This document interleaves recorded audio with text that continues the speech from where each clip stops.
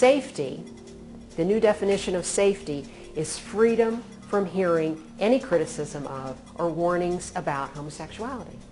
That's safety.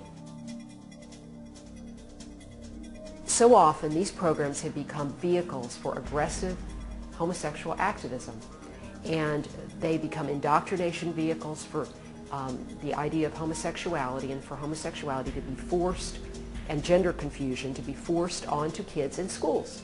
And that's just the way it goes. This is supposedly going to make kids more safe. Now, how is that mental gymnastic accomplished? She says, what really bothers me is when they say in school that if you don't approve of homosexuality, then you must be in favor of bullying. Gay activism throughout many schools in this country has gotten away with throwing into the schoolyard, into the lives of children, the hand grenade of doubting something as basic as your sexuality. And when there's a predictable explosion of feelings and fear in all directions, as children are left doubtful and insecure and fearful, and may never share that with anybody, the bad behavior emerges in all directions. Excuse me, isn't this what revolutionaries do? Aren't these the tactics of revolutionaries? This is not just a social issue. We're talking social reconstruction by revolution. This sounds a lot like a long-term strategy that our friend, actually Obama's friend, William Ayers, would construct. You know Bill Ayers, up at the University of Chicago, Illinois in Chicago, academic, revolutionary. You remember, I don't know if you remember, but perhaps you will remember that Bill Ayers, back in 1999, wrote an endorsement for a book called Queering Elementary Education. So his interest in justice and human rights definitely goes over into this area. These folks are anarchists and revolutionaries, and what they do first is create chaos. Isn't that what revolutionaries are taught? Create chaos, then you capitalize on the chaos. Well, that's what they're doing with our kids. It's never called that. It's called rescuing them, supporting them, civil rights. As far as revolutionaries go, the Obama administration has just placed another one in a key position. The most in-your-face appointment imaginable to parents of faith. Obama has appointed the founder of probably the most radical and aggressive, I call it a child corruption group, homosexual group targeting kids, and that's GLSEN, the Gay, Lesbian, and Straight Education Network, to head up the U.S. Safe and Drug-Free Schools program, the Safe Schools program. You know, how much more is the Obama administration going to put forth and smooth it over and with all their neat style make it seem like it's, again, human rights, social justice, or civil rights? Are we going to get a pedophile next? The National Education Association is well on board. They have a website for GLBT students for safety, and it's all pro-homosexual. It's like it's the greatest thing in the world. There's no risk involved. Golly gee whiz, it just looks, you know, happy kids. They even gave Kevin Jennings an award a few years ago. That's where they are.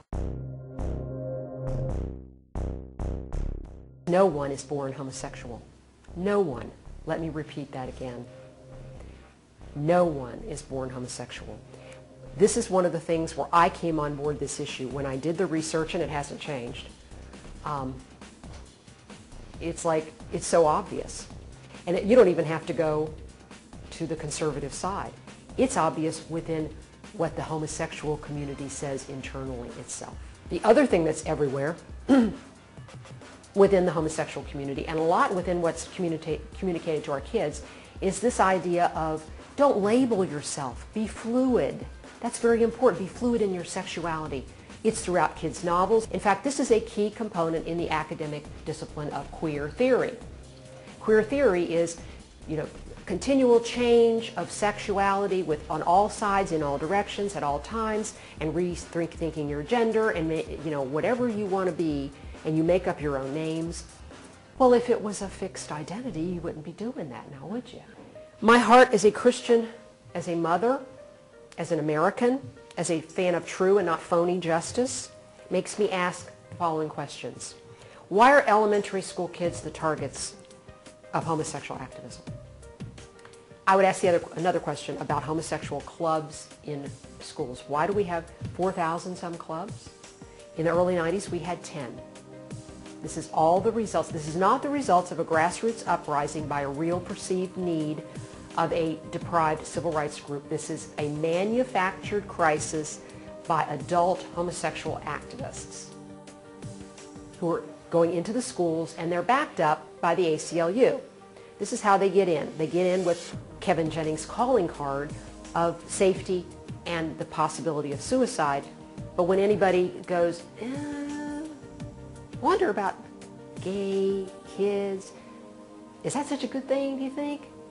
They've made kids believe that it's a just cause for two homosexual males to be having sex with each other. This is noble and worthy of defense. Anyone who happens to point out the straight upward trend of HIV rates, as reported by the Centers for Disease Control among 13 to 24-year-old males, is full of hate. This is a hateful thing. You wouldn't do that if you really cared about us. Can you spell propaganda? That's what this is. People love to believe they are kind and compassionate, and that's being used against them. The reality may be quite the opposite when you endorse this agenda. Parents have to be disarmed and deceived.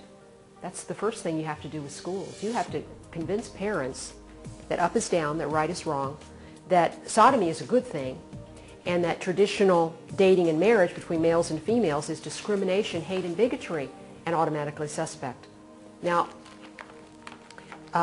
if you are a person that challenges that, even in the most mild language, look out. Intimidated, humiliated, that's the tactics. Again, that's the tactics of revolutionaries. That's what they're taught in the Saul Alinsky school. It would be so much better if people were always kind to each other, no matter what. But one of the kindest things we can do to kids is tell them the truth at the appropriate time. We all need to pray fervently. We're losing something in America. And if we don't do something pretty quickly, we may not get it back. We may not get it back.